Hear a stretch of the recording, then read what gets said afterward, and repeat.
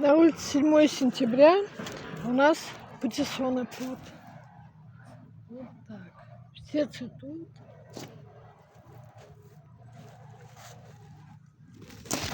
Вот такие. Тут грошики.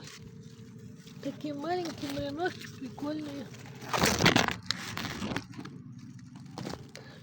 А вот шмель.